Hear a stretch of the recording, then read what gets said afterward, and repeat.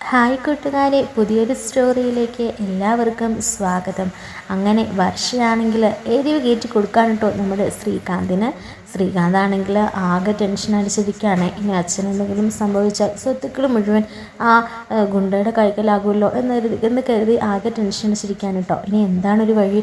എന്തെങ്കിലും പോംവഴി കണ്ടെത്തിയേ തീരൂ. വർഷ പറഞ്ഞതുപോലെ ഈ സ്വത്തുക്കളൊക്കെ അമ്മയുടെ പേരിലായതുകൊണ്ട് തന്നെ അമ്മ പ്രിയപ്പെട്ട പുത്രിക്കും അവളുടെ ഭർത്താവിനും എഴുതി കൊടുക്കും. പിന്നെ ഒരു നടത്തിപ്പുകാരനെ പോലെ അല്ലെങ്കിൽ ചെറിയ രീതിയിൽ എന്തെങ്കിലുമൊക്കെ എനിക്കും കിട്ടും. അതുപോരാ, അത് എൻ്റെ അച്ഛൻ കഷ്ടപ്പെട്ട് സമ്പാദിച്ചത് അങ്ങനെ വല്ലവനും അനുഭവിക്കേണ്ട കാര്യമൊന്നുമില്ല എന്നൊക്കെ ഇങ്ങനെ ചിന്തിക്കുകയാണ് കേട്ടോ. ഈ സമയം വർഷ പറഞ്ഞു കൊടുക്കുന്നുണ്ട്, ശരി എൻ്റെ ശ്രീകാന്തേട്ടൻ ഒന്ന് ചിന്തിച്ച് നോക്കിക്ക്. അവനെങ്ങാണം ഈ വീട് ഭരിക്കുന്ന കാര്യം ഒന്ന് ആലോചിച്ച് നോക്കി. അച്ഛൻ്റെ മരണശേഷം എല്ലാവരുടെ തനി സ്വരൂപം പുറത്തു വരുള്ളൂന്നേ. എല്ലാവരും അപ്പോൾ സ്വത്തിന് വേണ്ടി ഇവിടെ വരും, ഏട്ടൻ കണ്ടോ എന്നൊക്കെ പറയാൻ കേട്ടോ. അങ്ങനെ ശ്രീകാന്താണെങ്കിൽ വർഷയുടെ ഡാഡിയെ വിളിച്ച് കാര്യങ്ങളൊക്കെ ചോദിക്കുകയും അറിയുകയും ഒക്കെ ചെയ്യുന്നുണ്ട് കേട്ടോ. പുള്ളിയാണെങ്കിൽ ശ്രീകാന്തിനോട് പറയാണ്, ഞാൻ മോളോട് പറഞ്ഞിരുന്നു മോൻ്റെ അച്ഛൻ പെട്ടെന്ന് മരണപ്പെടുമെന്നൊന്നും അല്ല ഈ അങ്കിൾ പറഞ്ഞത്. പക്ഷേ അങ്ങനൊരു സാഹചര്യം, ഇപ്പോൾ വയ്യാത്ത ആളല്ലേ, അങ്ങനൊരു സാഹചര്യം വന്നാൽ അമ്മയുടെ കയ്യിലല്ലേ സ്വത്തുക്കൾ മുഴുവൻ. അമ്മയത് ആ വേലയ്ക്കും അവളുടെ ഭർത്താവിന് എഴുതി കൊടുക്കും. പിന്നെ നിങ്ങൾക്കും ബാക്കി മക്കൾക്ക് എന്തെങ്കിലും തുച്ഛമായതും കിട്ടും. അതെനിക്ക് ഉറപ്പാണ്. അവർക്ക് ഒന്നും ഇല്ലാത്തത് കൊണ്ട് തന്നെ അവർക്കായിരിക്കും കൂടുതൽ മുൻഗണനയും പരിഗണനയും കൊടുക്കുന്നത്. പിന്നെ അമ്മമാർക്ക് കൂടുതൽ പ്രിയം പെൺമക്കളോടാണല്ലോ എന്നൊക്കെ ഇങ്ങനെ പറഞ്ഞു കൊടുക്കാൻ കേട്ടോ. അയ്യോ എന്താ ഇതിനൊരു പോംവഴി? ഒരു വഴിയുണ്ട് എന്നൊക്കെ പറഞ്ഞിട്ട് നമ്മുടെ ശ്രീകാന്തിൻ്റെ അച്ഛനോട് ഇങ്ങനെ പതിയെ നൈസായിട്ടൊന്ന് സംസാരിക്കാനൊക്കെ പറയാൻ കേട്ടോ.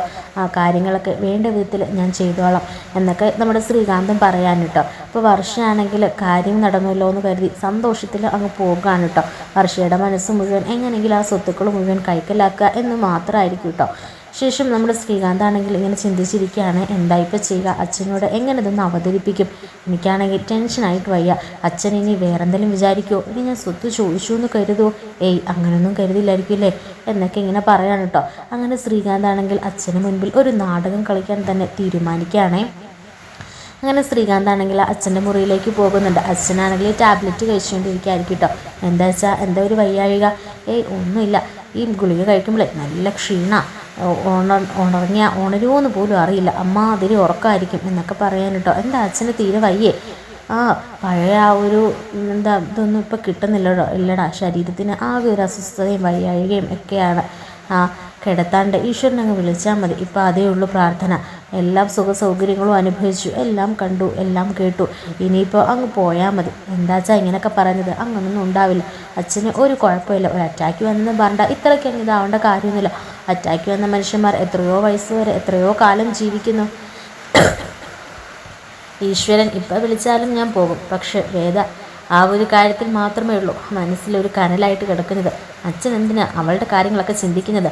അവളുടെ കാര്യങ്ങൾ ചിന്തിച്ച അച്ഛൻ്റെ ബിപിയും അസുഖവും ഒക്കെ കൂടുകയുള്ളൂ. ഞാൻ ചിന്തിക്കാതിരിക്കുക. പക്ഷേ പറയുമ്പോൾ അങ്ങ് പറഞ്ഞു പോകുന്നാടാ. അവളോട് ആവുന്ന പറഞ്ഞതാ എല്ലാം വിട്ടെറിഞ്ഞിട്ട് വരാൻ. നല്ലൊരു ഭാവി അവൾക്കുണ്ടെന്ന്. അവളോടൊന്നും കേട്ടില്ല. എന്നിട്ടിപ്പോൾ ആ ഗുണ്ടയുടെ വക്കാലത്തും പിടിച്ച് സ്വന്തം തന്തേനെയും ആംഗ്ലേനെയും വരെ അവൾ ഓരോന്ന് പറയുന്നത് എന്നൊക്കെ പറയാൻ കേട്ടോ. ഇത് കേൾക്കുമ്പോൾ നമ്മുടെ ശ്രീകാന്തിൻ്റെ മനസ്സിൽ ലഡു തന്നെ പൊട്ടുകയാണ്. ശ്രീകാന്ത് പെട്ടെന്ന് പറയുന്നുണ്ട്, ശരിയാച്ച, അവളെ എത്ര ആത്മാർത്ഥതയോടെ സ്നേഹിച്ചതാണ്. എന്നിട്ട് അവൾ നമ്മളോട് വന്ന് പറഞ്ഞു കേട്ടോ, അവളുടെ ഭർത്താവിനെ ജയിലിൽ കയറ്റിയതും കള്ളക്കേസ് കുടിക്കിയതൊക്കെ നമ്മളാണെന്ന്. അച്ഛൻ്റെ അസുഖം പോലും നാടകമാണെന്ന് പറഞ്ഞപ്പോൾ അവളുടെ മനസ്സിൽ നമുക്ക് തന്നിരിക്കുന്ന വില അച്ഛന് മനസ്സിലായില്ലേ.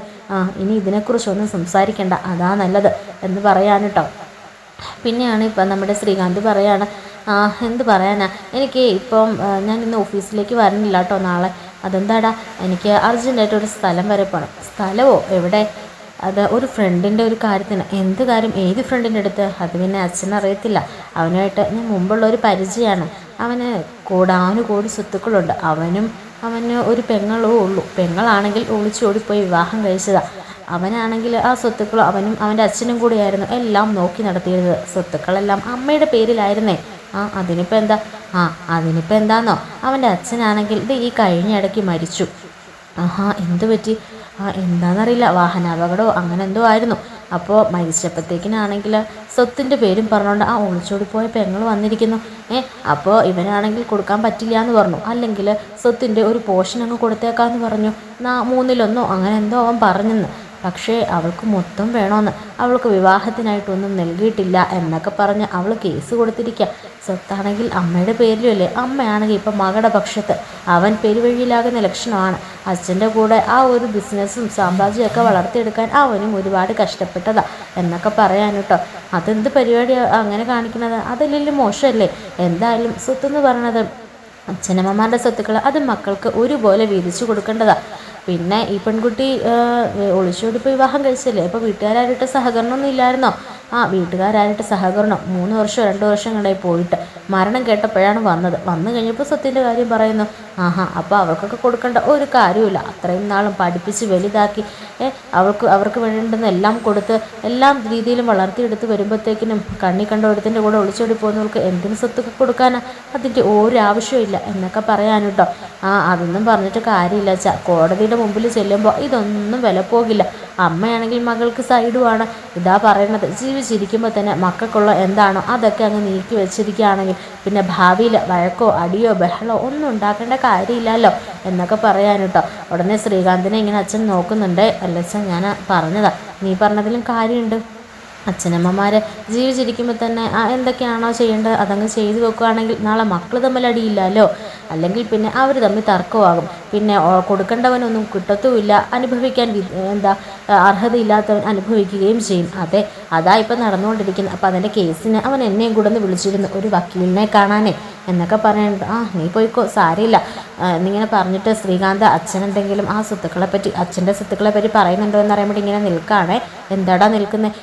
ഒന്നുമില്ല അച്ഛൻ, ഞാൻ വെറുതെ അച്ഛനെന്നെ വിളിച്ച പോലെ തോന്നി. ഞാൻ വിളിച്ചില്ല. അല്ല അച്ഛനെന്താ ചിന്തിക്കുന്നത്?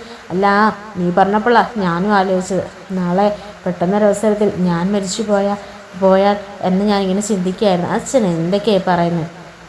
പിന്നെ നീ എല്ലാം വേണ്ട വിധത്തിൽ എല്ലാം കൈകാര്യം ചെയ്തോളൂല്ലോ. ഞാൻ കൈകാര്യം ചെയ്തോളൂല്ലോ. അച്ഛൻ എന്തൊക്കെയാണ് പറഞ്ഞത്? എനിക്കൊന്നും മനസ്സിലാവുന്നില്ല. ഞാനെല്ലാം മനസ്സിൽ കരുതിയിട്ടുണ്ട്. അർഹതപ്പെട്ടവർക്ക് എൻ്റെ സ്വത്തുക്കൾ ഞാൻ കൊടുക്കുകയുള്ളൂ. അത് ഞാൻ തീരുമാനിച്ചത് തന്നെയാണ്. എന്നെ ധിക്കരിച്ച് എങ്ങനെ നാടകക്കാരനാക്കി എൻ്റെ മകനെയും എല്ലാവരെയും ഇതാക്കി പോയവളല്ലേ വേദ, അവൾക്ക് എല്ലാം കൊടുക്കണോ വേണ്ടെന്ന് ഞാൻ തീരുമാനിച്ചണം. ഇത്രയും നാളും അധ്വാനിച്ചുണ്ടാക്കിയത് എനിക്ക് 2 മക്കളേ ഉള്ളൂ. ആ 2 മക്കൾ അനുഭവിച്ചാൽ മതി എന്നൊക്കെ ഇങ്ങനെ പറയാൻ കേട്ടോ. ഇത് കേൾക്കുമ്പോൾ ശ്രീകാന്തിന് ഒരുപാട് സന്തോഷമാകുവാണേ. അച്ഛൻ എന്തൊക്കെയാണ് ഇപ്പം പറയുന്നത്? അതിൻ്റെ കാര്യങ്ങളൊന്നും ഇപ്പം ചിന്തിക്കേണ്ട കാര്യമൊന്നുമില്ല. അച്ഛൻ ഇനിയും ഒരുപാട് നാൾ ജീവിക്കും. അതൊന്നും പറയാൻ പറ്റില്ലടാ. നമ്മൾ ഇങ്ങനെ പറയും, പക്ഷേ പെട്ടെന്നൊരവസരത്തിലായിരിക്കും നമുക്ക് സുഖമില്ലാതെ വരുന്നത്. അപ്പോൾ കിടന്ന് കൈയും കാലും ഇട്ടടിച്ചിട്ട് കാര്യമില്ല. അതുകൊണ്ട് എന്താണെങ്കിലും ഇവിടുത്തെ കാര്യം അതുപോലെ തന്നെ നടക്കട്ടെ. എന്തായാലും വിൽപ്പത്രം എഴുതാൻ വേണ്ടിയിട്ട് നീ വക്കീലിനെ ഏർപ്പാടാക്കിക്കോ എന്നൊക്കെ പറയാൻ കേട്ടോ. വേണ്ടച്ചാ, ഇതൊക്കെ അമ്മ അറിഞ്ഞാൽ അത് പ്രശ്നമാവില്ലേ? അമ്മ അറിഞ്ഞാൽ ഒരു പ്രശ്നമാവില്ല. അവളോട് ഞാൻ പറഞ്ഞോളാം. ഇതൊക്കെ എൻ്റെ സ്വത്തുക്കളാണ്, അവളുടെ പേരിലാണെന്നല്ലേ ഉള്ളൂ. ഞാൻ അവളോട് പറഞ്ഞ് കാര്യങ്ങൾ മനസ്സിലാക്കിച്ചോളാം എന്ന് പറയാൻ കേട്ടോ. ഈ സമയത്ത് എനിക്ക് തോന്നുന്നില്ല അമ്മ സമ്മതിക്കുമെന്ന്. വേദയ്ക്ക് കൊടുക്കാതെ വേദയ്ക്ക് കൊടുക്കാം. വേദയ്ക്ക് എന്തെങ്കിലും ഒരു മിച്ചോ മീതിയോ കൊടുത്തേക്കാം. അവൾ അതും കൊണ്ട് ജീവിച്ചു പോട്ടെ.